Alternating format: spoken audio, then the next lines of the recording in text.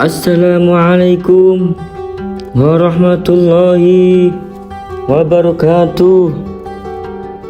Bismillahirrahmanirrahim. Allahumma salli ala Sayyidina Muhammadin wa ala ali Sayyidina Muhammad. Doa dan harapan saya, semoga saudara-saudaraku diberikan kesehatan, dilancarkan rezekinya, diampuni dosa-dosanya oleh Allah Subhanahu wa Ta'ala. Sahabat yang beriman yang dirahmati Allah Subhanahu wa Ta'ala, perlu kita ketahui, agama Islam telah mengatur segala perkara termasuk tidur.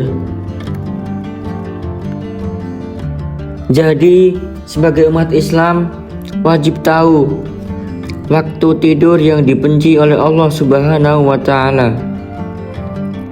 Mengapa waktu tidur perlu diperhatikan? Hal ini karena tidur yang baik akan membawa kebaikan pula. Sebaliknya, tidur di waktu yang dilarang Allah Subhanahu wa Ta'ala bisa mendatangkan keburukan.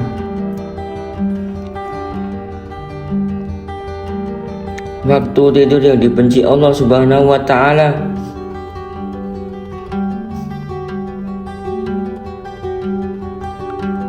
Allah Subhanahu wa Ta'ala berfirman dalam Al-Quran yang artinya, dan karena rahmatnya Dia jadikan untukmu malam dan siang, supaya kamu beristirahat pada malam itu, dan supaya kamu mencari sebagian dari karunia-Nya pada siang hari, dan supaya kamu bersyukur.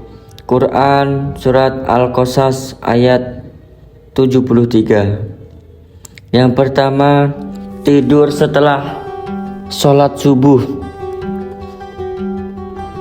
Salah satu waktu tidur yang dibenci Allah Subhanahu wa Ta'ala adalah tidur usai menunaikan sholat subuh atau hailullah. Kata hailullah sendiri diambil dari kata hala yahulu haulan yang bermakna mencegah atau menghalangi. Pasalnya, tidur setelah sholat subuh dapat mengurangi produktivitas. Hal ini karena bangun tidur akan terlalu siang, serta menghalangi datangnya rezeki di pagi hari. Padahal Rasulullah Shallallahu Alaihi Wasallam telah berdoa kepada Allah untuk umatnya, seperti dalam hadis yang diriwayatkan oleh Abu Dawud, "Ya Allah, berkahilah umatku di waktu paginya." Hadis riwayat Abu Dawud. Dalam riwayat lainnya, Rasulullah Shallallahu Alaihi Wasallam bersabda, "Apabila engkau telah selesai sholat subuh, janganlah kamu tidur tanpa mencari rezeki." Hadis riwayat Tabrani.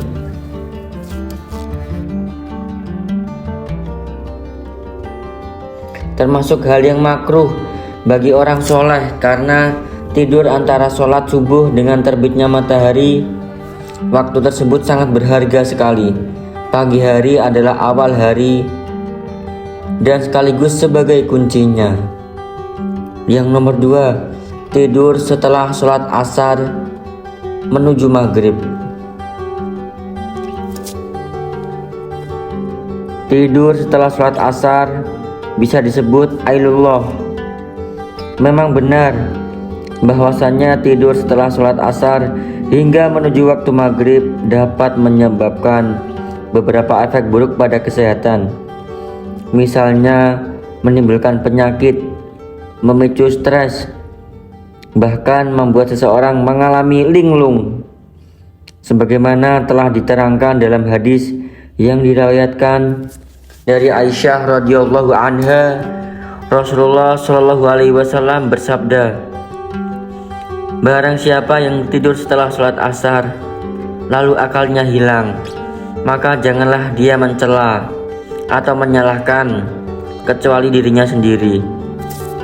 Lain itu, biasanya orang yang tidur pada waktu selesai sholat asar sampai maghrib akan mengalami kelelahan.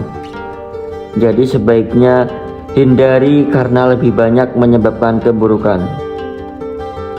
3. Tidur sebelum menunaikan sholat isya atau biasa disebut tidur setelah maghrib. Diriwayatkan dari Abu Barzah radhiyallahu anhu bahwasannya Rasulullah Shallallahu alaihi wasallam membenci tidur sebelum sholat isya dan mengobrol setelahnya. Hadis riwayat Bukhari dan Muslim. Hal ini karena bisa menyebabkan umat muslim melewatkan sholat isya hingga keesokan harinya. Para mudahisin atau muhadisin atau ahli hadis menerangkan makruhnya tidur sebelum sholat isya. Mayoritas ilmu hadis menyatakan makruh hukumnya tidur sebelum sholat isya dan mengobrol setelahnya. Tidurlah setelah sholat isya, dan lebih bagus lagi apabila bangun tengah malam untuk menunaikan sholat sunnah seperti tahajud dan sholat witir.